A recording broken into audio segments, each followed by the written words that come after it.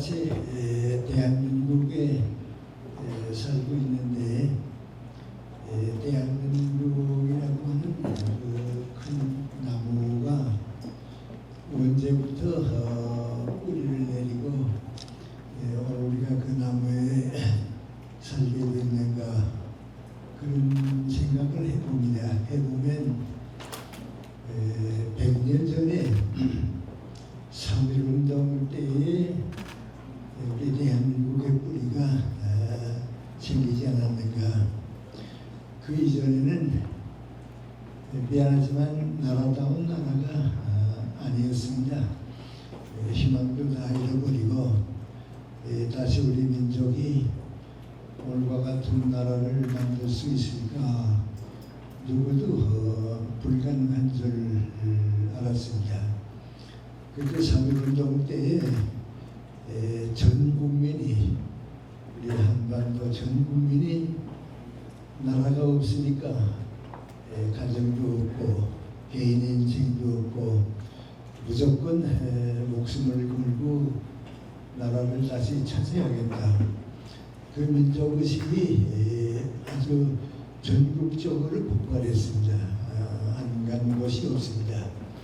그런데 그 민족적 일련이 큰 변화를 만들어줬는데 그 하나가 지금까지 우리가 가정 중심으로 살았는데 가족이 전부라고 생각했는데 그게 아니고 나라가 없으니까 가정도 없어지더라.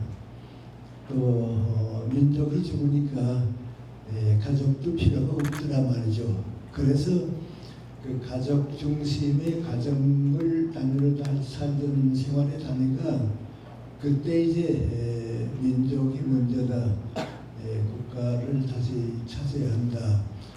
그 생각이 전국적으로 이제 폭발했습니다. 그럼 그렇게 되는 길이 무엇인가 그렇게 생각할 때 또 똑같이 다 생각하면 뭐하니 배워야 산다. 교육받지 못하면 희망이 없다 말이죠. 그래서 이제 그 민족의식과 교육에 대한 열정이 그렇게 폭발할 수가 없었습니다. 우리가 우리 역사이기 때문에 자주 잊어버리는데 아시아나 유럽 어디 가도 한 민족이 목숨을 걸고 교육을 받은 단계는 그때입니다. 그리고 예를 들어 말하면 이제 어떤 신문이 조선일보, 동아일보도 그때 생겼고요.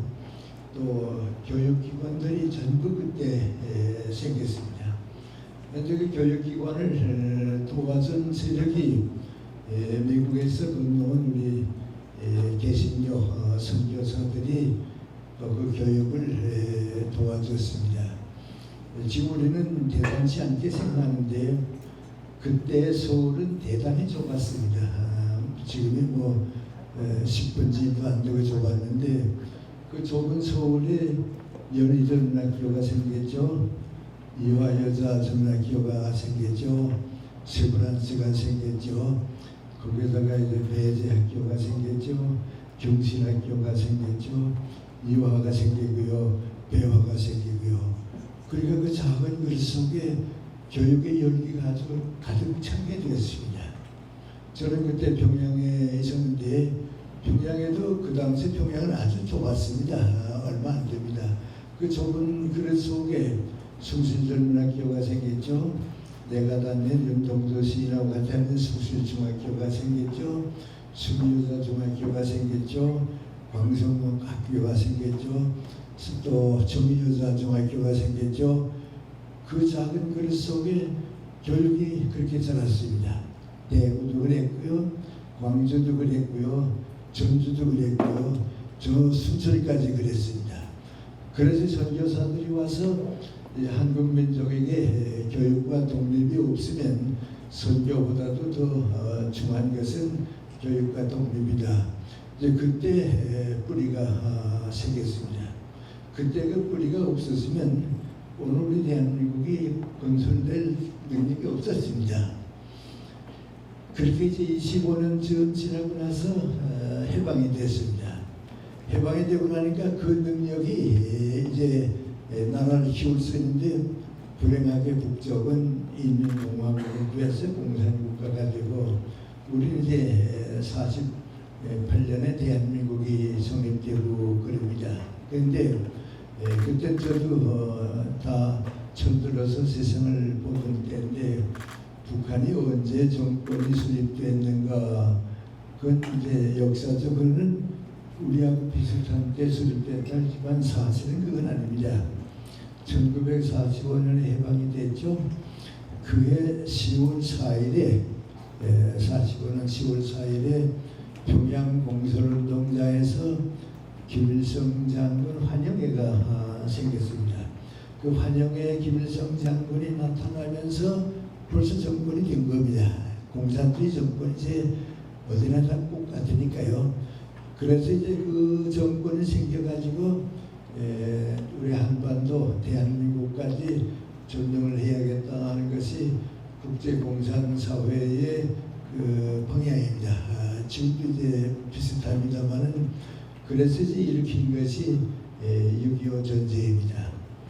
그래서 이제 우리 대한민국은 48년 8월 15일에 정부는 수립됐지만은 나라가 정리되기 전에 벌써 전쟁이 일어났습니다. 그러니까 국제적으로 보면 대한민국이 살아남을 수 있으니까 저렇게 빨리 점령을 하면 어떡하는가. 그때 아마 참 기적같이 이제 미국을 중심 삼는 유엔에서 군대를 보내주고 대한민국이 이제 그때 탄생된 겁니다. 사실은 그 전에 뭐 혼란이니까 탄생되고 오늘까지 이제 70년인데 70년 동안에 이렇게 우리 민족이 빨리 성장할 줄은 몰랐습니다. 좀 미안한 얘기입니다만 그래서 우리 일본과의 관계가 좀 어렵잖아요. 그 어려운 거기에 뭐에 깔려있는 거 아니 일본 사람들이 한국은 아무것도 안 줄 알았는데 얼마 동안에 이렇게 우리하고 동등해지는 걸 보니까 앞으로는 우리하고 협력도 하겠지만은 우리가 대한민국보다 떨어지는 면도 생길지 모르겠다고 하는 그 생각이 지금 강합니다. 저는 이제 일본서 대학을 다녔기 때문에 아는데요. 선의 경제이죠. 이제 그 제일 강한 것이 지금 아베 수상 그 계통들입니다. 한국을 더 키워놓으면 우리보다 앞서겠다 말이죠. 그렇습니다.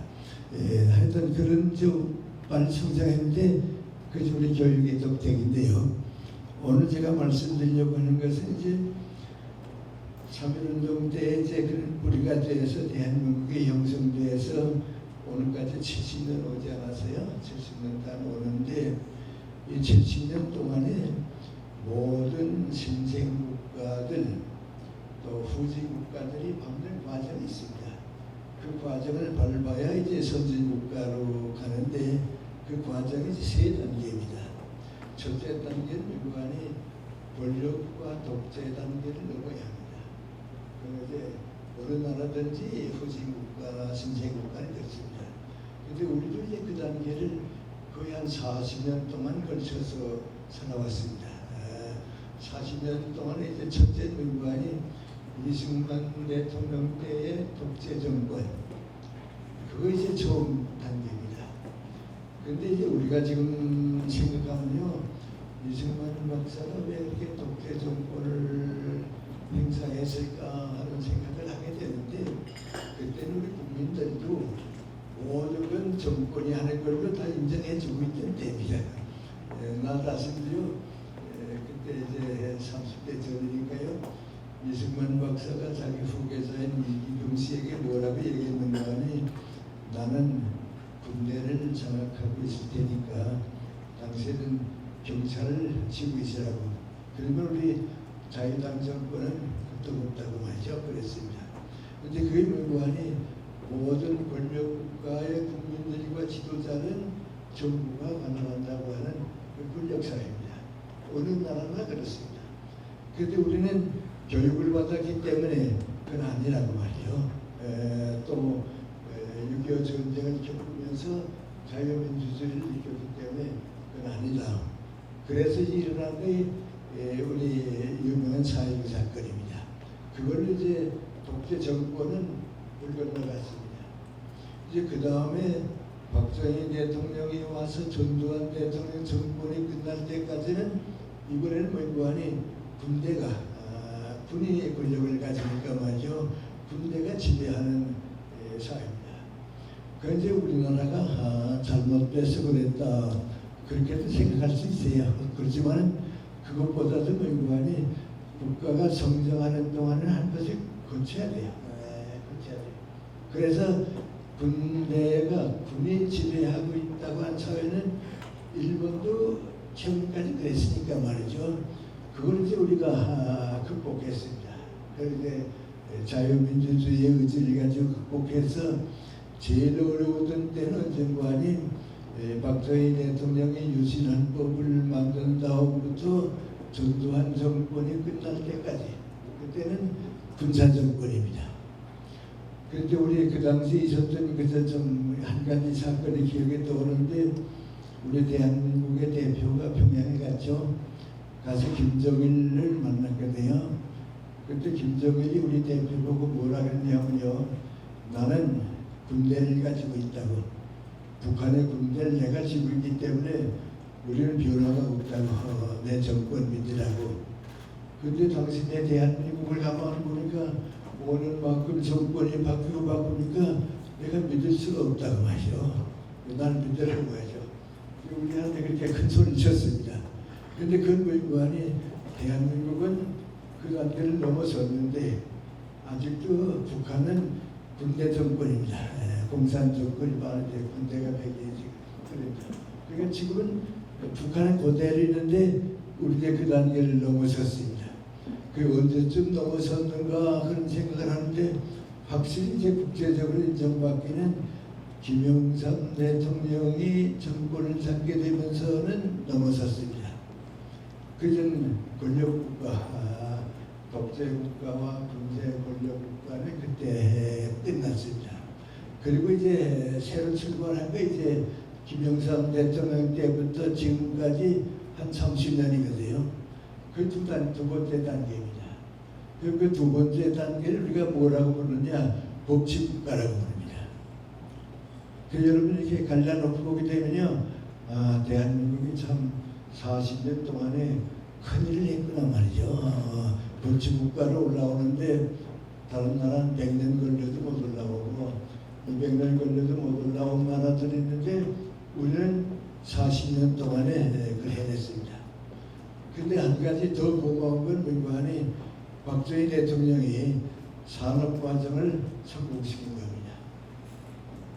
그리고 우리 박정희 대통령이 나쁘다 좋다 많은 얘기하는데 저보고 얘기하라고 그러면 두 가지 얘기할 수 있습니다. 첫째는 뭐하니 모든 대통령이 나라를 위해서 희생하는 때는 그분이 한 건 다 남습니다. 대통령이 정권을 위해서 정권에 관심을 가지고 있을 때는 절반은 남고 절반은 없어집니다. 대통령이 내 명예, 내 인기, 나를 앞세우게 되면 나라도 불행해지고 다 없어집니다. 그 박정희 대통령이 공화당 정권에 몰두하기 이전에 산업혁명을 만들어 놓은 것이 오늘 기계적으로 놀라운 가져왔습니다. 근데 지금 우리는 잘 모릅니다. 잘 모르는데 외국에서 뭐라고 얘기하는 거 아니 한강의 기적이라고 다 놀립니다. 아시아에서 우리나라만큼 40년 동안에 경제를 일으킨 나라는 없습니다. 그건 교육과 우리 부분이 그만큼 깼다고 하는 겁니다. 우리 필리핀하고 비교해보면 좀 알 수 있는데요. 우리 서울대학의 대선배 교수님 경제학자 조기준 교수가 있었습니다. 그분이 오래전에 나보고 하는 말이 뭔가니 필리핀의 국민소득이 $100가 올라가고 있다고. 우리도 그만큼만 올라갔으면 좋겠다고 하죠. 그게 출발입니다. 그런데 지금 우리 $3만 올라가고 있습니다. 필리핀은 어떻게 되고 있는가? 아직도 거의 제자리에 있습니다. 그럼 그 누가 그렇게 했는가? 교육받은 국민입니다. 지금 우리 교육 수준은 양적으로는 세계 어느 나라보다도 인구 비례에서 대학이 많이 있고 교육이 있고 우리 서대문도 그런 국 가운데 대표가 되고 이제 그렇습니다. 그래서 이제 김영삼 대통령 때부터 지금까지 한 30여 년 동안 우리가 법치 국가를 이끌어왔는데 이제 이것으로 다 끝나는 건 아닙니다. 이건 끝나는 게 아니고 이제 세계가 다 우리를 경제는 10대 국가를 인정을 다 되는데 민주주의가 성숙돼야 합니다. 그리고 자유민주주의가 성숙돼야 이제 세 번째 단계를 이제 가지 않겠어요? 근데 그 단계를 가야 하는데 지금 우리가 제일 걱정하는 게 뭔가니 지금 있는 단계가 잘못하게 되면 다시 과거로 돌아가지 않나, 정신 잘못하면 권력국가로 돌아가지 않나, 그 걱정이 아직도 남아 있습니다. 항상 이제 우리 그 걱정하고 있습니다. 그저 올라가야 합니다. 올라가게 되면 그런 나라를 우리가 뭐 특별한 명칭이 있는 건 아닙니다만 선진 국가인데요. 그건 질서 국가입니다. 질서 국가는 모든 국민들이 다 자기가 알아서 합니다. 정부는 바뀌고 안 바뀌고 크게 관심이 없습니다. 국민이 정부를 맡아서 정부와 더불어 움직이기 때문에 조용하고 평화롭고 성장할 수 있고 국민의 능력으로 자율적으로 성장할 수 있고 민주주의가 되고 국민들이 자유를 누릴 수 있는 사회가 되야겠는데 우리 지금 거의 못 됩니다. 그 못 되는 가장 큰 이유는 뭐니 우리 정치권이 민주화가 못 돼서 그렇습니다. 될 수 있는데 오히려 국민들에게 맡기면 되겠는데 정치의 후진성이 지금 자꾸 그걸 막고 있는데 그 막고 있는 제일 큰 원인은 뭐니 북한이 있기 때문에 그렇습니다. 그리고 그 다음에 러시아와 중국이 우리 옆에서 우리보다 후진 국가들이니까요. 그와 관계를 가지고 있기 때문에 올라가지 못하는 원인이 있고 있습니다. 그리고 우리 정부도 고민하고 이제 우리도 고민하고 있고 그런데 올라가긴 가야 합니다. 그럼 이제 그 선진 국가로 올라가면 어떤 나라인가?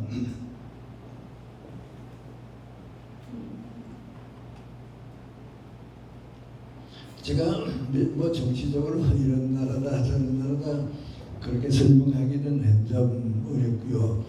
가서 살아보면요, 이런 나라가 선진국가였구나 그런 생각을 이제 자연히 하게 됩니다. 제가 본 경우를 말씀드릴게요. 한때 이제 우리나라가 두 번 차라리 외국에 이민이 갔으면 좋겠다, 한국을 떠났으면 좋겠다 하는 생각이 제일 많이 생길 때가 두 번입니다. 저때 민관이 전두환 대통령이 정치를 잡을 때 희망이 없구나 말이죠. 이럴 바에는 차라리 이민이라도 가야겠다 그런 생각했습니다.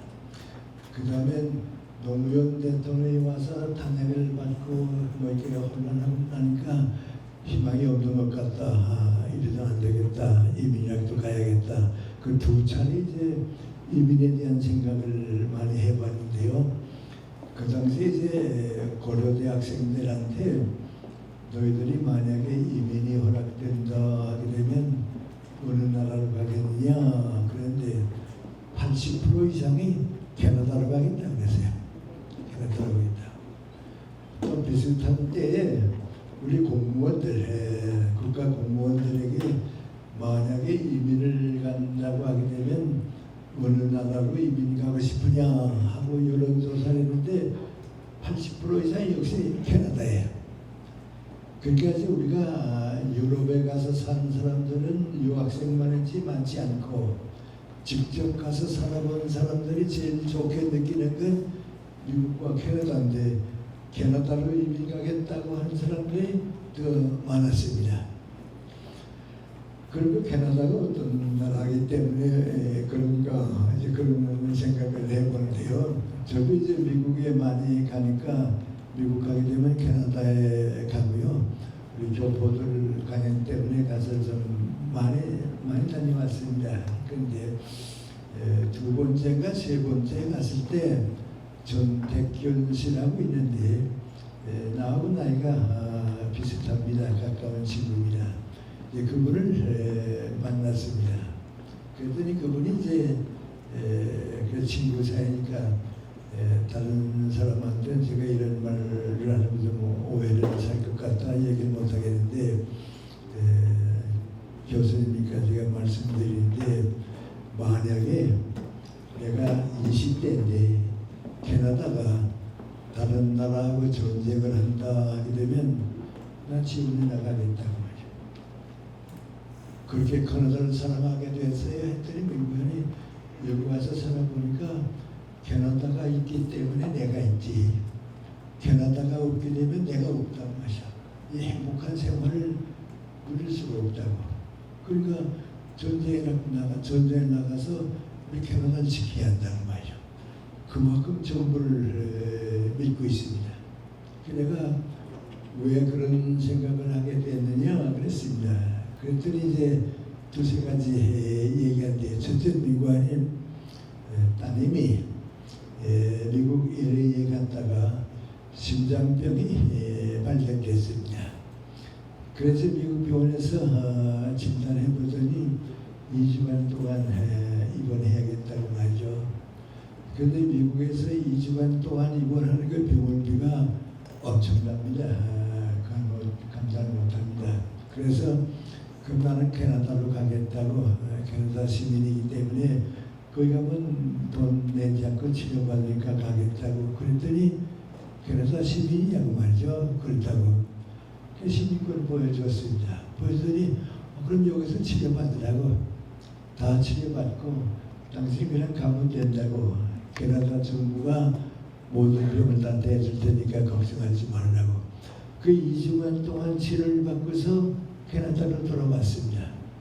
그런데 얼마 있더니 그 정부에서 연락이 왔는데 당신 치료비는 다 지불이 됐다고 말이죠. 그래서 그런 경험을 했다고 말이죠. 그 다음에 또 한 가지는 외국은 이제 토론토에 한국 사람이 많이 삽니다. 그걸 떠나서 조금 변두리로 나갔습니다. 서울 살던 사람이 뭐 이제 안양이나 수원 같은데 이사를 갔습니다. 가서 한 열흘 좀 지났는데 시도서관에서 연락이 왔습니다. 한국 사람들을 위해서 우리 도서관에 이러이러한 한국 책들이 지금 있다고 와서 빌려다 보라고 말이죠. 더 필요한 책이 있으면 주문하라고 우리가 준비해 줄 테니까 주문하고 이용하라고 말이죠. 거기 갔더니 한국 책들이 있는데 나보고 그래요. 나 김생 책을 서울서 못 보고 여기서 봤다고 말이죠. 그래요. 내가 캐나다 토론토에 갔을 때 시립도서관에 가봤거든요. 가봤더니 한국 분야가 있거든요. 그건 한국 사람 위에 있는 부분입니다. 그거 보니까 이제 내 책이 다 들어가 있고 그래서 내 책이 여기 와 있구나 하는 걸 봤거든요. 그렇게 이제 잘해줍니다. 또 내가 이제 캐나다 뭐 이렇게 여행을 가잖아요. 여행을 할 때 나를 초청한 기관이나 개인이 한 이제 15불 미국 달러 15불을 이제 보험을 들어줍니다. 그러면 내가 캐나다 가서 여행하고 있는 동안에 비용 저번에 병원에 가서 비용 전부 공짜입니다. 그 기간이 끝나면 그때는 돈을 내야 합니다. 그러니까 캐나다를 방문한 외국 사람들에게도 캐나다 사람들이 15불 보험을 들어주게 되면 마음 놓고 편안히 다니고 돌아갈 수 있습니다. 그런데 그분은 교회 장로입니다. 교회 장로인데 나보고 하는 말이 뭐하니 한국에 있을 때는 될 수 있는 대로 세금 안 내려고 그랬다고 뺏기는 그런 생각했다고. 그건 교회 헌금은 많이 했다고 장로니까 말이죠. 근데 여기 와서 가만 살아보니까 교회 헌금하는 것보다는 세금이 낫다고 그래요. 교회 헌금하는 건 교회가 쓰니까 어떻게 쓰는지 모르지만은 세금은 이게 전부 나 위에서 되돌아온다고. 내가 나에게 되면 나 위에 되돌아오고 또 나보다 더 가난한 사람들이 혜택을 받게 됐다고 말이죠. 그러니까 이런 캐나다를 내가 지키지 않으면 누가 지키게 되고 말이죠. 그런 얘기입니다. 이제 그런 걸 우리가 뭐라고 하니 선진국가라고 합니다. 국민과 정부가 하나가 되고 말이죠. 선진국가입니다. 캐나다에서 이제 농사짓는 사람을 만나서 물어봅니다.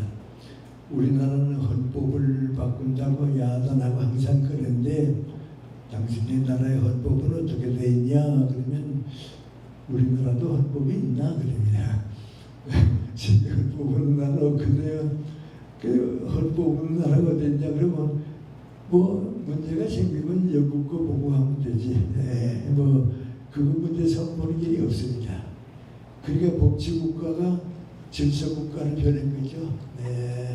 이제 그게 선진국가입니다. 그렇게 오래 사는 나라들은 민관이 우리하고 모든 생각이 다릅니다. 우리 세금 문제도 그런데요. 우리는 가만 보면 다 이제 뭐 우리 교수들 가운데서도 세금 안 내는 게 좋다고 생각하고 그러죠. 난 조금은 좋긴 좋아야 하지만 도로를 누가 깔아줍니까? 우리 고속도로 만들고 고맙게 다니고 있는데 그 누구 세금으로 한 겁니까? 우리 전부 세금 가지고 우리가 사는데 그 세금은 남한테 뺏기는 걸 생각하거든요. 그러니까 이제 미국의 재벌들은 뭐라고 하니 우리 세금이 너무 적다고 그럽니다. 우리 세금이 너무 적다고 말이죠. 우리가 세금을 내지 않으면 미국의 가난한 사람들이 어디서 혜택을 받겠다고 말이죠. 그 사람들 때문에 우리가 잘 사는데 말이죠. 그렇게 세금을 나라 돈을 맡기고 나라에서는 그 세금을 무척 맡겨줍니다. 아주 좀 우리가 상상을 못합니다. 예를 들어 말하면 이제 내가 공무원하고 점심을 먹게 되잖아요. 그래서 내가 뭐라고 하니 점심값은 내가 내주면 좋겠다. 그러면 그 사람 하는 말이 뭐고 하니 5불까지는 당신이 내라고 하죠. 그 이상은 내가 내야 한다고 하죠. 그건 우리 공무원들에게 규범이라고 하죠. 그리고 또 나라 위에서 날량 알로에라고 있죠. 알로에도 많이 만들고요. 정희경 선생이 이제 그 집안이고 그런데 내가 한번 뭐 농담 삼아 그랬어요. 그 알로에가 지금 세계적으로 많이 이제 팔려나가고 그런 문화인데 왜 한국에서 재배하지 않고 미국에서 재배하느냐고 그랬어요. 그랬더니 그 정희경 선생이 뭐라고 하니 한국에서 재배하려고 하니까 땅이 없다고 하죠. 그 농토 구하는데 자판들은 땅이 없다고. 그 미국 갔더니 주마다 따라와서 구하니 우리 주에 하라고 말이죠. 우리 주에 하라고 말이죠. 그래서 그 계획을 가만 보니까 농토 다 준비해주고 말이죠. 하수도 다 놔주고요. 필요한 거 다 봐주고요. 이만하면 됐냐고 말이죠. 그리고 유치합니다. 그러니까 나라가 또 국민을 위해서 하늘을 다 하고 이제 그렇습니다. 이제 그게 질서국가입니다. 유럽은 제가 좀 다녀보지만 가서 많이 살아보고는 건 없습니다. 제일 많이 간 나라가 이제 스위스인데요. 1962년에 이제 처음 스위스에 갔습니다. 가서 이제 스위스 사람들하고 무슨 얘기를 하는데 그 사람이 나보고 그래요. 우리 스위스에 교도소가 있는데 우리 형무소라고 이렇게 감옥에 있는데 죄수가 하나도 없을 때는 문을 열어놓고 흰깃발 띄운다고. 그런데 과거에는 보통 1년에 석 달, 넉 달 동안은 교도소 문 열고 흰깃발 띄웠다고 비어있다고 하는 거란 말이에요. 그런데 요새 그게 안 돼서 1년 내내 흰깃발이 못 올라간다고 그래요. 그게 왜 그러냐 그랬더니 이탈리아 남쪽에서 온 사람들이 이제 근로자들이 오는데 그 사람들이 와서 자꾸 범죄한다고 하죠. 그래서 그들 때문에 이제 요새 흰깃발이 못 올라간다 그렇습니다. 화란 같은 데 가도 그렇습니다. 근데 그게 이제 질서국가입니다. 우리가 이제 그런 나라로 올라가고요. 우리 후손들은 이제 그런 나라에 살아야 되거든요. 그런데 지금 올라가지 못하고 잘못하게 되면 돈을 내리가면 어떡하나. 그게 걱정입니다. 또 어떤 면에서 가만 보면 돈을 내리갈 가능성이 좀 있기도 해요. 있기도 한데 그 이제 사상적으로 한 가지만 말씀드리고 이제 우리 생활 얘기로 돌아가죠.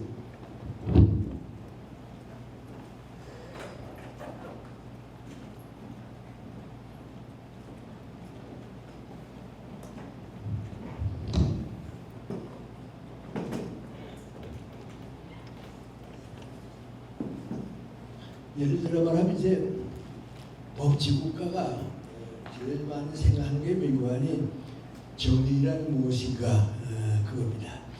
그래서 우리 교수들도 뭐 그런 강의도 많이 하고 이제 사회적으로도 많이 얘기합니다.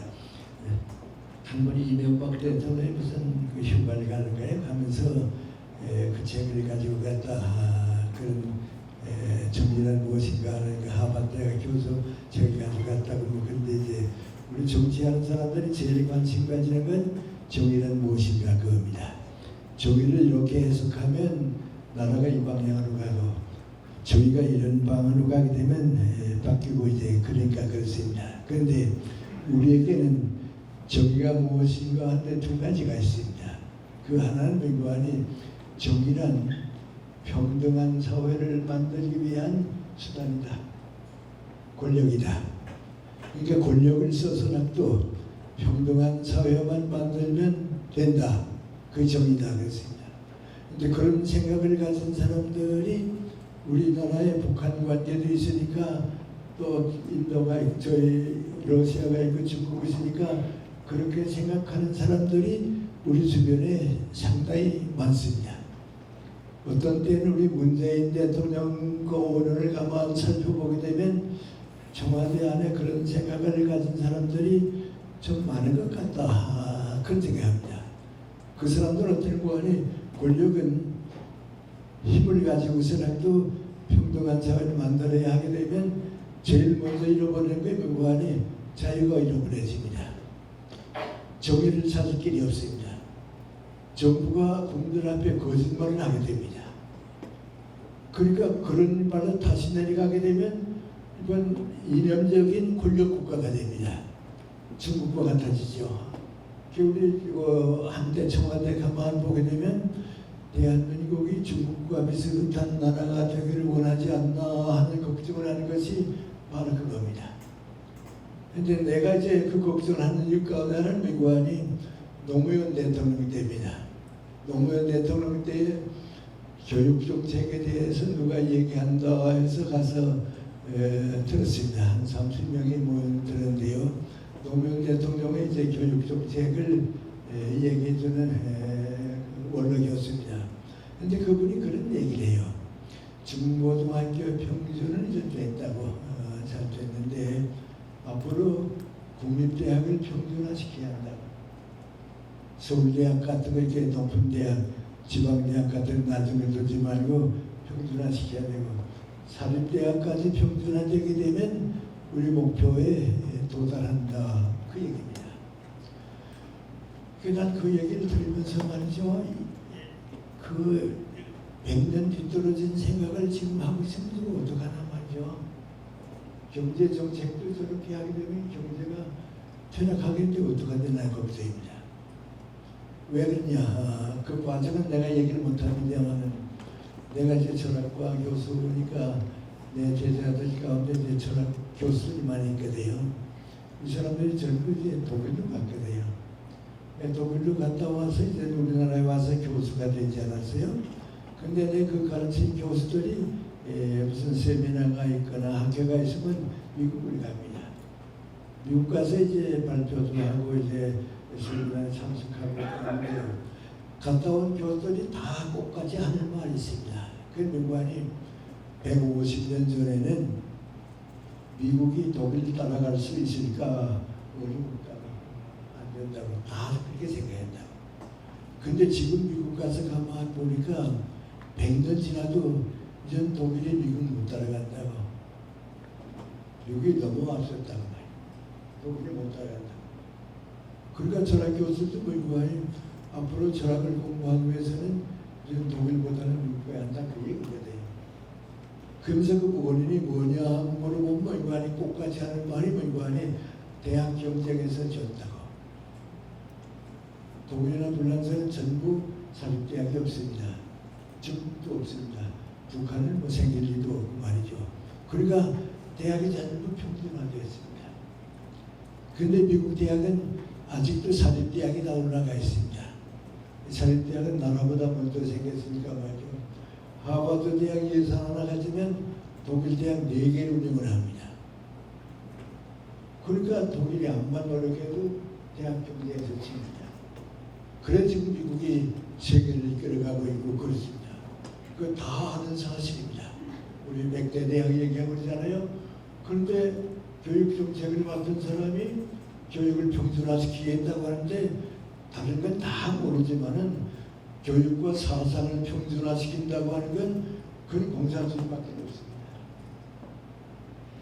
그런 나라가 앞으로 남는다고 하는 생각은 할 수가 없습니다. 그런데 그런 얘기를 노무현 대통령 때 들으니까 아직도 우리가 선진 국가로 가기에는 멀었구나 말이죠. 그럼 선진 국가는 정의란 무엇이라고 생각하는가? 미국 사람하고 물어봅니다. 너희는 정의를 어떻게 생각하냐? 그 뭐라고 하니 모든 사람들이 자유롭게 사는데 어떻게 하면 더 많은 국민이 더 많은 자유를 가지고 살 수 있을까? 그게 미국입니다. 그러니까 아까 내가 캐나다를 얘기했습니다. 좋은 나라입니다. 정말 좋은 나라입니다. 그런데 이상한 건 미국 아니 캐나다에서 유능한 사람, 성공한 사람, 세계적으로 진출하려고 한 사람은 다 미국 갑니다. 캐나다에 목사님 내 제자한 사람 있는데 말이죠. 아주 좋은 아파트에 살아요. 그래서 내가 만나서 캐나다 목사들의 나라에서 공급이 나오기 때문에 부자가 없는데 왜 이렇게 부자같이 사세요? 그랬더니 그건 내가 내 선택이 아니고 내 아들이 토론토 대학의 의과대학 교수였다고. 그런데 실력이 좋으니까 미국에서 공급을 배 이상 줄 테니까 오라고 그래서 미국 갔다고. 근데 거기 가서 한국 여자하고 결혼했는데 그 한국 며느리가 또 변호사입니다. 그러니까 거기서 받는 공급이 엄청나게 많으니까 그 돈 줘서 잘 산다고 하죠. 그러니까 다른 그렇게 살기 좋은 나라인데도 미국이 유능하고 세계적으로 진출하는 사람들은 또 자꾸 미국 갑니다. 그 자유민주주의입니다. 그러니까 더 많은 사람이 자유를 가지고 성장하는 사회가 이제 미국 사회입니다. 그런데 내가 보고 이제 우리 함께 생각하는 거 아니에요. 그러면 우리는 정의는 무엇이라고 생각했으면 좋을까 그런 생각을 해봅니다. 해보는데 정의는 무엇인가? 모든 공자님의 유교 사상이나 불교 사상이나 기독교가 우리에 준 사상은 뭐고 하니 정의는 무엇인가 이렇게 물으면 어떻게 하면 좀 더 많은 사람들이 인간답게 행복하게 살 수 있을까? 그 책임을 받는 것이 정의입니다. 그걸 이제 선진국가가 다 성공한다는 그래서 보겠습니다. 그러니까 이제 우리 공무원도 되고 이제 나 같은 교수 생활도 하잖아요. 그렇지만 정의라고 하는 게 무엇인가 말이죠. 더 많은 사람이 인간답게 행복하게 살기 위해서 도와주는 게 정의다 말이죠. 그거 위해서 교육도 하는 거고 공무원도 되고 그런 겁니다. 그러면 그렇게 사는 것이 이제 우리에게 주어진 길이고 다시 권력사회로 내려가면 안 되니까 이제 선진국가로 가야겠는데 그럼 어떻게 살았으면 되는가? 그 문제입니다. 그런데 제일 첫째 결론은 왠가하니 생각을 바꿔야 합니다. 우리 생각이 이제 바뀌어지고 공무원은 국민들보다 먼저 바뀌어야 한대요.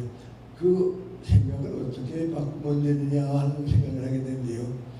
내가 14살 났을 때 중학생이 됐습니다. 그때 우리 아버님이 나보고 하신 말씀이 있습니다. 너희들 중학생이 됐다고 하니까 내가 너한테 한 얘기가 있단 말이죠. 무슨 말씀인가 했더니 내가 이제부터 긴 인생을 이렇게 살아가게 되겠는데 항상 나와 내 가정만 생각하면서 살게 되면 내가 가정만큼밖에 잘하지 못한다. 친구들과 더불어 좋은 직장을 만들고 열심히 일하게 되면 내가 그 직장의 주인이 되고 또 그만큼 내가 성장하게 된다고.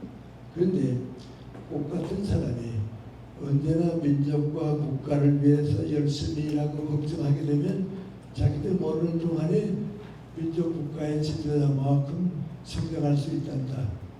그 인생이란다. 그 교훈입니다. 근데 우리 아버님은 옛날 분이기 때문에 학교 교육은 전혀 받아본 일이 없습니다. 젊어서 이제 크리스찬이 되면서 교회에서 받은 뜻입니다. 그 지금 내가 처음 들어서 생각해 보면 우리 아버님의 그 말씀이 어느 목사님이나 어느 신학자보다도 그게 바로 기독교 정신입니다. 그러니까 기독교 정신과 유교나 불교 정신 다 합하게 되면 정의는 무엇인가? 우리가 하는 모든 일을 통해서 좀 더 많은 사람들이 인간답게 행복하게 살 수 있기 위해서 도와주는 겁니다. 그 생각 가진 공무원이 정치하는 국회의원보다 나라를 위하게 됩니다. 그 생각하는 기술자가 뭐 자기 출세한다 그것보다도 나라 위해서 도움을 주게 되니까 좋은 나라가 되고 우리가 행복하게 살게 됩니다. 그런데 그렇게 되려고 하게 되면 무엇이 달라져야 하는가? 우리 시간이 없으니까 한 가지만 말씀을 드리겠는데요. 이건 제가 좀 100살 넘도록 살아보니까 밖에 나가서 많이 하는 얘기인데요. 인생을 두 단계가 아니고 우선 세 단계를 살 줄 알아야 합니다. 내가 30대 중반에 연세대학교 교수로 갔습니다. 그때 이제 우리 선배 교수님들이 해감이 됐다, 또 정년이 돼서 은퇴하게 됐다 하면 야, 오래도 사는구나 말이죠. 나도 저렇게 오래 살 수 있을까 그렇게 생각했습니다. 그가 한 열심히 25년쯤 뛰고 나니까요, 내가 해감이 돼요. 그런데 해감은 되는데 늙었다고 하는 생각은 하나도 없어요. 여러분 다 그러실 거예요. 그런데 그때 우리 모임관이 해감을 좀 내가 늙었다고 다 생각했다고요. 그 이상하네요. 사람이 늙는다는 건 제가 늙는 게 아니고요. 옆에서 자꾸 늙은이를 만들어줘야 해요. 내가 해감이 되고 며칠 지나고 나니까요, 후배 교수들이 인사가 달라져요. 며칠 전에 만나게 되면 인사하면서 안녕하십니까? 안 되는지 일찍 나오셨습니다. 그렇게 얘기하던 교수들이 인사가 달라져서 옆에 와서 건강은 괜찮으시죠? 요새 뭘 소일하세요? 아무것도 안 하고 노느냐고 말이거든요. 그래서 생각해보니까 이거 큰일 났구나 말이죠. 이제 내가 사회활동하는 게 5년밖에 안 남았으니까 정년 퇴직할 때까지 좀 열심히 일해야겠다 말이죠. 5년 동안 정말 열심히 일했습니다. 정말 열심히 일했는데요. 5년 되니까 정년이 되대요. 학교에서 다 뭐 잔치도 베풀어주더니 이제 나가라고 말이죠. 늙어서 못 쓰겠다고 말이죠. 근데 학교에서 늙어서 못 쓰겠다고 하는데 내가 나를 보니까요, 아무것도 늙은 거 없어요. 공부도 더 하고 싶고요. 사회에서 일도 더 많이 하고 싶고요. 인생으로 태어났다가 이렇게 일찍 인생 끝낼 필요가 있는가 말이죠. 그때 나한테 두 가지 생각이 떠올랐어요. 미국의 볼 킬리라고 하는 교수가 있었는데요. 그분이 이제 65세에 어느 대학에서 정년이 되세요. 하버드 대학에서 7년을 모셔갔어요. 거기서 73세에 끝나게 됐어요. 근데 시카고 대학이 기다리고 있다가 5년 또 계약해서 모셔가게 됐어요. 그러니까 그 교수는 78세까지 교생활하는 거거든요. 남은 이렇게 하는데 우리 65세 다 잘라버리고 말면 불쌍하잖아요. 또 한 가지 좀 미안합니다. 그래서 집안 같으니까 하는 얘기인데요. 제가 어렸을 때 건강이 대단히 나빴습니다. 그 초등학교 졸업하고 중학교 갈 나이가 됐는데요. 나 자신을 생각할 때 나는 중학교 갈 자격도 없고 건강이 나쁘니까요. 또 언제 죽을지도 모르겠고. 그래서 우리 어머님이 나 죽는데도 뭐라 그러는 거 아니, 나는 20살까지만 사는 거 좀 봤으면 좋겠다고. 죽고 살아야 20살까지밖에 못 살 것 같으니까 이제 너는 오래 못 사는 걸 알고, 나도 알고 있었어요. 나도 이제 경험에서 알고 있거든요. 그래서 이제 내 인생도 이제 끝나게 되는데 길은 하나밖에 없다 말이죠. 근데 교회에 아무리 다녔으니까 하느님께 기도하는 것밖에 없겠다. 그래서 14살 나는 몇 달 동안 그 중학교만 그 기간 동안에 내 마음속에 하나님께서 나도 다른 사람과 같이 오래 살게 해주시면 내가 어른이 된 다음에는 나를 위해서 일하지 않고 하나님의 일을 도와줄 테니까 하나님의 일을 해줄 테니까 나도 좀 어른 될 때까지 오래 살게 해달라고 그 아주 소박한 그 살고 싶은 기도로 출발했거든요. 그래서 연세대학교에서 정경자식교에서 나가게 되니까요. 그건 다른 사람의 문제고 나는 14살 나서부터 그 기도를 가지고 살았는데 나보다 좀 더 많이 일해야겠다. 그래서 정경퇴직하고 난 다음에 한 10년이야 되겠지. 그리고 일했어요. 근데 놀라운 것은요. 65세에서 80 될 때까지 정말 일 많이 했어요. 대학에 있을 때보다도 더 일 많이 했어요. 그리고 대학을 떠나니까 시간이 자유로우니까요. 미국 캐나다 교포들 위해서 가연도 많이 가게 되고요. 자유롭고 좋은 일 많이 했어요. 80쯤 됐습니다. 82세쯤 됐을 때인데요. 다 여러분 아시는 안묘 교수님, 김태글 교수님이 다 우리 동갑입니다. 50년 동안 함께 이제 같은 분야에서 일해왔습니다. 우리 셋이서 국회에 무슨 일이 있어서 갔다가 셋이서 얘기를 하게 됐습니다. 이런 얘기 저런 얘기 하다가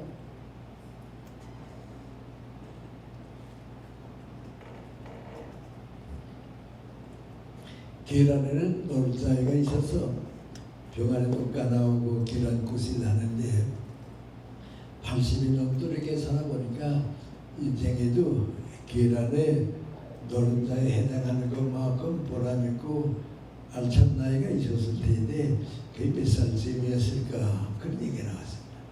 처음에는 50부터 아니었을까 그랬어요. 그런데 선진국가는 가능하다고 그런데 우리 후진국가는 50까지는 아직 철이 안 들고 어른 노릇을 못하니까 50까지는 안 된다고. 그러면 몇 살이 좋았는가? 60쯤은 괜찮을 거다. 60쯤 되면 철든다고 하는 게 외부안에 내가 나를 믿을 수 있는 나이입니다. 사람이 살다가요. 나 자신을 믿을 수 있는 나이가 되면 존경받을 수 있습니다. 지도자가 될 수도 있습니다. 그런데 우리 어떻게 살다 보면요. 80이 돼서 자기 못 믿는 사람이 있어요. 옆에서 믿어주지 않는 사람도 있어요. 그런 사람은 지도자가 되지 못하죠. 그러니까 60쯤은 돼야겠다. 그 60에서 몇 살까지냐? 성장하는 동안은 내가 성장하는 동안은 좋고 생산적이고 서열모시 갖추니까 60에서 80이 넘도록 살아보니까 몇 살까지 성장했는가? 다 우리 세세가 해보니까 틀림없이 75세까지는 성장했다. 학문적으로도 성장하고 책도 그때 쓴 책이 좋은 책이 나오고 그때가 제일 소중했다. 계란에 노른자에 해당하는 만한 나이가 60에서 75세까지다. 그래서 80이 됐는데 그때 성장했던 것이 도로 내려보면 의미가 없잖아요. 내려오면 아무 의미가 없으니까 얼마나 연장할 수 있는가. 우리 셋이서 이런 얘기 전에다가 90까지 가보자. 90까지 가겠지. 그러자고. 그래 우리 셋이서 이제 또 다른 사람들도 그 사람이 있고요. 이건 내 친구들끼리 하는 얘기니까 노력해봤습니다. 그런데 김태길 선생이 90에 돌아가셨는데 세상 떠나기 몇 달 전까지 꾸준히 일하고 가셨어요. 묘소가 있는 데 가봤더니 제자들이 비석을 했었는데 뭐라고 쓰는 거 아니 우리 위해서 정성을 쏟아주셨고 사돈 재산까지나 바쳐서 문화사업에 혜택을 주고 가신 아주 고마운 선생이라고 말이죠. 90까지 가세요. 안명선의 92세 텔레비전에 마지막 나온 걸 보는데 그때도 자기 걱정 안 해요. 나라 걱정을 쭉 하고 있고 그랬어요. 그러니까 90까지 다 되는 거죠. 그리고 가만 보니까 나나 내 친구나 그 몇 사람들은 다 어떻게 살았는가.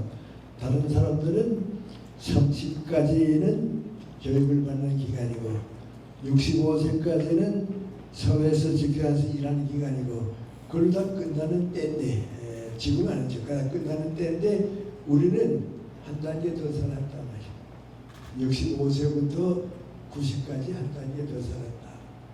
그러니까 앞으로는 여러분 단계는 이제 그것이 상식이 되고 그렇게 살아야 됩니다. 내가 30대에는 누구 해갑도 했다면 오래도 살았다 그랬거든요. 근데 지금 60대에서 난 늙었다는 사람 없죠. 60에서 늙었다는 사람 뭐가 좀 잘못된 사람이 한참 일할 나이가 되고 그러거든요. 그러니까 평균 수명이 오래 달라졌어요. 내가 100세가 되니까요. 청와대에서 선물이 왔어요. 무슨 선물인가 하고 봤더니 집회일 보냈어요. 그 집회에 뭐라고 선물을 썼는가 하니 조선 왕조 때에는 80되는 사람에게 임금님이 집회를 하사했다는 거예요. 오래 사신 건 고생했으니까 집회 줬더니 지금 80되면 누구가 늙었다고 하는 사람도 없거든요. 그래서 제가 여러분한테 말씀드리기 위하니 이제는 90쯤 되면 내가 늙었는가 보다. 이제 늙었다. 90 이전에는 절대로 늙었다고 생각할 필요가 없어요. 이러면 되는 거예요. 이제 그런 얘기를 하게 되면 내가 100세가 좀 넘었으니까요. 90 이후에는 어떻습니까? 그래요. 그래서 저는 물어보니까 하는 얘기가 뭐니 90 되니까요. 난 늙은 줄 알았어요. 이제는 제일 어려운 걸 민구하니 동갑내기 나이들이 다 세상 따라돼요. 우리 연세대학교 교수들도 다 90이 넘으니까 세상 따라고요. 또 살아계신다고 해도 나와서 활동하는 일 없어요. 그러니까 아주 고독하고요. 이제 나도 내 인생에 좀 마지막에 왔는가 보다 생각했어요. 그렇다고 해서 어떡하겠어요. 그 혼자 생각해 보고 가는 데까지 가보자. 얼마나 갈지 모르면 가는 데까지 가보자. 그래서 그냥 계속하고 이랬더니 95세가 되니까요. 몸은 못 따라와요. 생각은 여전해요. 뭐 글 쓰는 거나 가연하는 거 여전한데 건강에 따라오지 못해요. 그래서 95세쯤 되면서 늙으니까 몸이 말을 안 듣는구나 말이죠. 그럼 정신력은 괜찮아요. 근데 내가 나 자신이 정신력이 괜찮다 하는 걸 남이 인정해 줘야지 뭐 나 혼자 생각하면 되겠어요. 97세 때입니다. 오늘 신문에서 우리나라에서 제일 좋은 문장을 쓰는 사람을 10사람을 뽑아서 발표했는데 나도 들어가 있다 그래요. 그 보니까 10사람 가운데 내가 들어가 있어요. 근데 다른 사람은 몇 살인가 하고 봤더니 전부 50대, 60대예요. 97세 나밖에 없어요. 그러니까 남이 인정했다는 게 아니에요. 그래도 그러나 나는 생각해보니까 인정받을 조건이 하나 있는데 그건 뭐이고 하니 문장은 나도 50대, 60대가 좋아요. 옛날 쓴 글들 읽어보면요. 지금도 저런 글 좀 썼으면 좋겠다 말이죠. 오늘 중앙일보에 내 글을 나갔기 때문에 읽으면서 아직은 괜찮다. 좀 계속했으면 좋겠다. 그러니까 저희가 100세가 되거든요. 100세가 되니까 이제 늙으면 얼마나 늙었나 보자 말이죠. 그래서 뭐 가야로 내 제자들도 오면서 가야들 들어올 때 뭐라고 하니 뭐 얘기 들을 내용은 나 옛날 들었고 얼마나 늙었나 보자 하고 와요. 가야라고 그래요. 그래서 100세가 되니까 도도 괜찮은데 제일 처음에 조선일보에서 주말 관람을 좀 써줬으면 좋겠다 그래요. 그 99세예요. 그래서 괜찮나 시작을 했어요. 그리고 또 같은 때 동아일보에서 또 관람을 써달라고 그래서 또 부탁을 왔어요. 뭐 괜찮은가 보다 말이죠. 그냥 썼어요.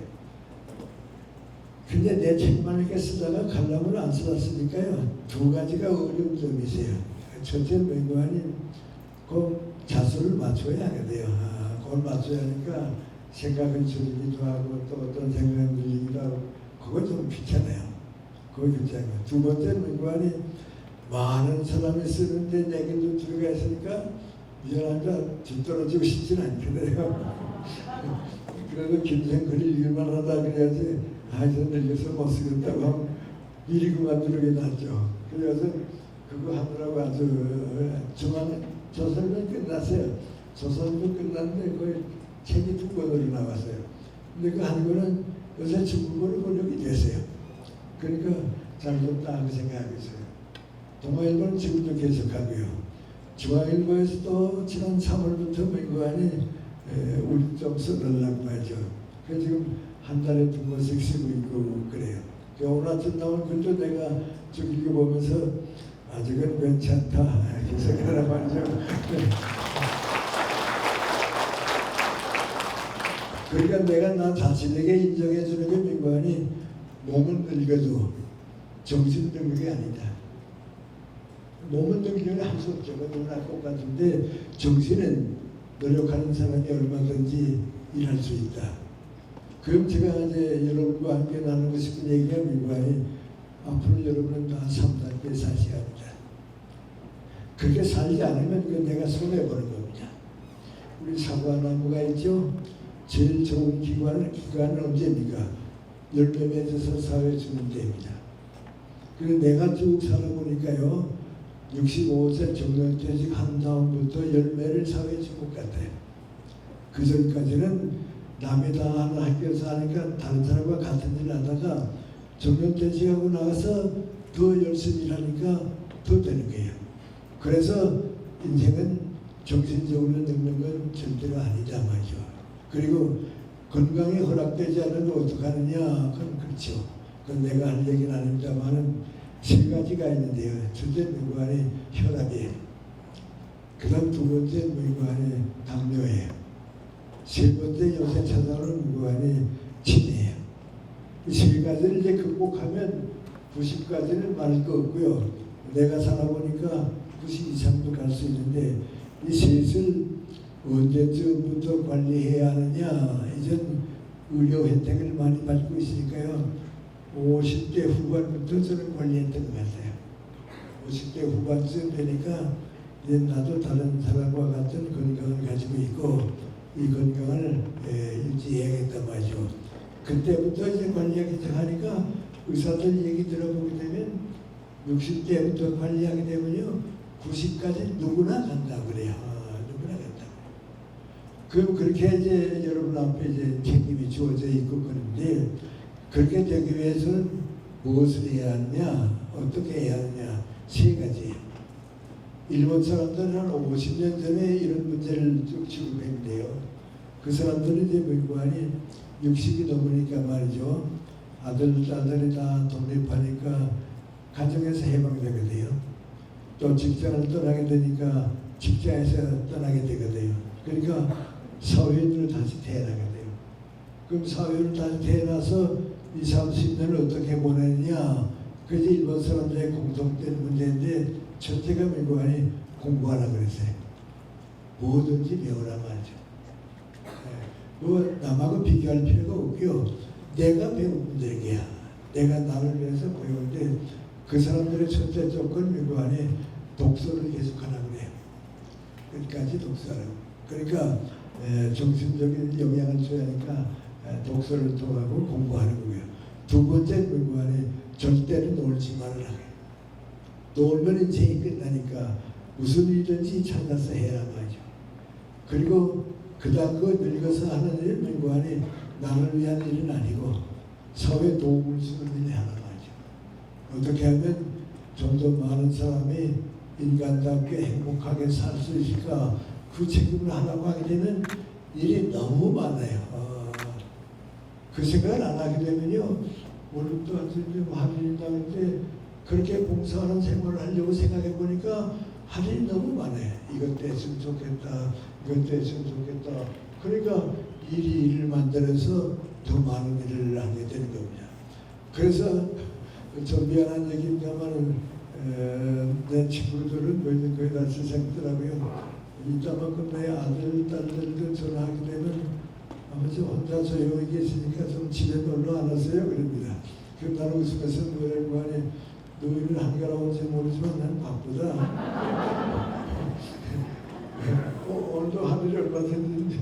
내가 실력하겠냐 말이야. 난 바쁘다 그래요. 그 미국에 있는 셋째 딸이 얼마 전에 전화 걸더니 그래 아버지 아들들도 다 이제 정년퇴직하고 사위들도 다 정년퇴직했는데 아버지만 아직 여전히 일하셔요. 그래서 아직도 할 일이 많아서 걱정이다 말이죠. 일 나오면 어떡할까 걱정해. 일 사랑해야 돼요. 난 세브란스 그러니까 이제 병원에 자주 가잖아요. 가면 와서 봉사하는 주부님들 계시거든요. 그런데 집에 가만히 계시는 주부님들보다는 봉사하는 주부님들이 건강해요. 그리고 행복해요. 그 일이에요. 하고 일의 가치를 알게 되면 또 달라져요. 좀 미안한 얘기입니다만은 우리 자꾸 뭐 높은 자리에 올라가겠다, 뭐 국회의원이 되겠다, 장관이 되겠다 그러는데요. 장관이 되기 때문에 더 많은 사람을 불행하게 만들 바에는요, 장관 안 되는 게 나아요. 그 이상해요. 나 출세하겠다고만 생각하기 때문에 그 일을 다른 사람한테 맡겨주면 국민들이 행복할 때 말이죠. 우리 문재인 대통령 때 초창기였는가요? 평창 올림픽 때에 강릉에 가는 그 KTX 열차 만들지 않았어요? 만들었거든. 그 강릉에서 KTX에 떠나려는데 고장이 나서 못 떠나게 됐어요. 그런데 고장이 났는데 물만에 고장 날 리가 없는데 여기서 다 기계가 좋은데 왜 고장 났는가 그런데 그 책임자가 뭐라 그러고 하니 너무 날씨가 추워서 기기가 얼음인가 뭐라 그랬어요. 그리고 분들이 다 놀랬거든요. 그게 말이 돼요. 그러니까 민관이 전혀 무책임한 사람이 내 사람이라고 해서 보내고 나니까 그런 분들 상식이 어긋나는 얘기를 하고 부끄러워질 모르거든요. 그게 잘못이에요. 그게 잘못이에요. 그리고 우리가 선거하고 투표할 때 중요한 게 누구 아니 그런 실수하면 안 돼요. 그게 국민을 불행하게 만들거든요. 그런 사람이 철도청에 간부가 될 바에는요. 어서 운전기사가 되세요. 하루에 몇백 명에게 미소를 주고 행복을 나눠주는 것이 그게 나이 든 사람들이 사회를 위해서 하는 일이에요. 그래서 무슨 일 하든지요. 나 때문에 그 사람들이 행복해졌는가. 나 때문에 그 사람들이 인간답게 살게 됐는가. 그럼 나는 존경받을만 해요. 나 때문에 불행해졌다고 하면 그건 잘못이죠. 그건 대통령이 돼도 그건 잘못이고요. 어쨌든 그렇습니다. 그때 이제 여러분이 우리 서대문 구에다 우리 한 식구가 되고요. 또 함께 일하고 아까 우리 구청장님 말씀드리니까 부부 공무원 여러분 계시대요. 그래서 참 좋은 생각이죠. 내가 그런 좀 별로 없는데 좀 마음이 좀 됐습니다. 우리 이제 공무원들도요 선을 향하는 동지가 있어야 돼요. 나 혼자 이렇게 일하지 말고요 이렇게 해보자 이것이 좋겠다 해서 일의 동지가 있어야 돼요. 아까 내가 내 친구 세 사람 얘기를 했죠. 내가 내 인생에서 제일 행복하고 성공한 것 가운데 하나는 누구하니 존경하는 친구 두 사람과 50년을 함께 살았다고 하는 거. 그거에 나를 키워주고요. 정말 행복했어요. 또 사회에도 도움을 주고 그랬어요. 그 얘기를 제가 마무리하겠습니다. 아까 내 세 친구 얘기를 했는데요. 한 분 안병 선생이 나한테 전화를 걸었어요. 전화를 걸더니 우리 셋이서 50년 동안 열심히 함께 일했는데 너무 바쁘게 일하느라고 우리 셋이 만나서 얘기하고 즐거운 시간을 못 가졌다고 이렇게 좋은 시간을 못 가졌는데 1년에 두세 번이라도 좋으니까 그날은 우리가 좀 약속하고 모였다가 우리끼리도 우정도 나누고 즐거운 시간을 가지면 어떨까 그래요. 그래서 그러자고. 그 내가 김태길 선생님한테 전화를 걸었어요. 우리 1년에 몇 번을 만나서 좀 차도 마시고 점심도 같이 먹고 50년 우정을 그런 헛되이 보낼 수 있겠냐고 그러자고 전화 걸었어요. 난 그러자고 일 줄 알았어요. 그랬더니 김태길 선생님 한참 딴 얘기를 거 아니 그건 내 생각하고 좀 다르다 그래요? 왜요? 그랬더니 그래서 80이 넘도록 이렇게 열심히 일해왔는데 이제 우리 갈 나이가 되지 않았어요. 세상 사람들이 다 갈 사람으로 보고 있는데 그래도 이렇게 열심히 일하다가 때가 오면 하나씩 순서대로 가자. 내가 살아보니까 제일 힘든 때가 언젠가 하니 사랑하는 사람을 먼저 보내고 남는 사람이 힘들어. 가는 사람은 몰라. 남는 사람이 힘들어. 우리 셋이 있다가 이제 하나씩 갈 거 아니야? 누가 마지막 남을래? 그 마지막 남는 사람 생각도 해봤어. 난 그래서 이렇게 열심히 일하다가 순서대로 가자 그래요. 그게 올 것 같아요. 그래서 안 만나고 말았어요. 아마 김태진 먼저 가시려고 그랬는가 봐요. 먼저 가셨어요. 그리고 또 얼마 세월이 지났는데 안동욱 선생님 또 한주 만에 토요일로 생각되는데 전화가 걸었어요. 김생 나 요새 이런 생각 저런 생각 좀 많이 해보는데 이런 얘기 그래도 한 번은 한 게 좋을 것 같아서 그래서 전화 걸어서 그래요. 뭐 무슨 그 심각한 얘기 하세요? 그랬더니 무슨 생각해 보셨어요? 그랬더니 김생 내가 김태길 선생님 먼저 가시고 우리 둘이 남았는데 암만 해도 김생이 혼자 남을 것 같아. 건강이 좋지 않으세요? 그랬더니 아니 건강이 아니고 그래서 내 예감이 그래. 그래서 이런 얘기 한 번쯤은 하는 게 좋을 것 같아서 얘기한다고 그래요. 꼭 우리 어머님이 세상 떠나시기 전에 나한테 이혼하시는 분이 그대로예요. 그 내가 느끼기는요. 제가 50년 동안 함께 열심히 살아왔는데 먼저 가실 것 같으니까 뭐 하고 싶은 얘기가 있는가 보다 말이죠. 그 세 가지 얘기하는데 마지막 얘기가 뭐예요?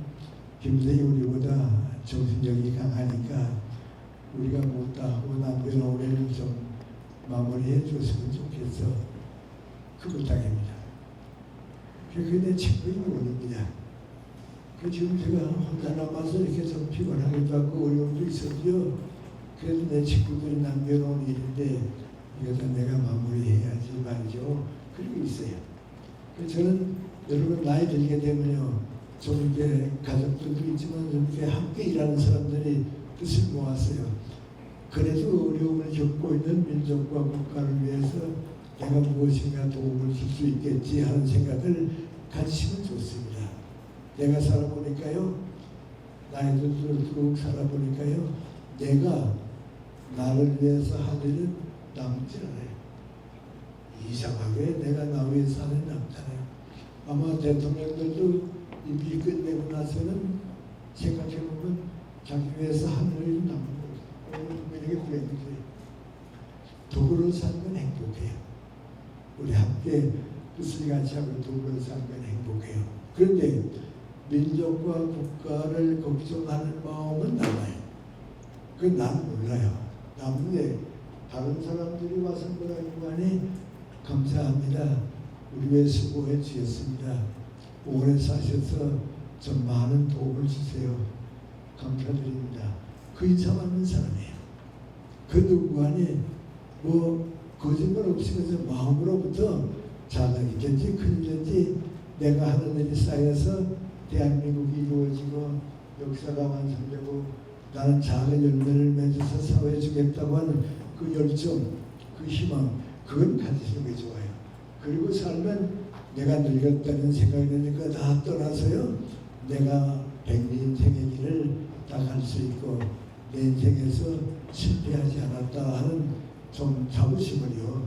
우리 인생에 또 우리 사회에게 줄 수 있는 거예요. 그래서 작은 일이라고 생각지 마시고요. 이웃과 사회를 위해서 도움을 주었던 일은 다 남는다고 하는 생각을 가지시고요. 지금 여러분은 저보다 이제 긴 한간에 있으니까요. 대한민국의 희망이 되시고요. 대한민국이라는 나무를 크게 좀 세계 자랑스럽게 키워주시기 바랍니다.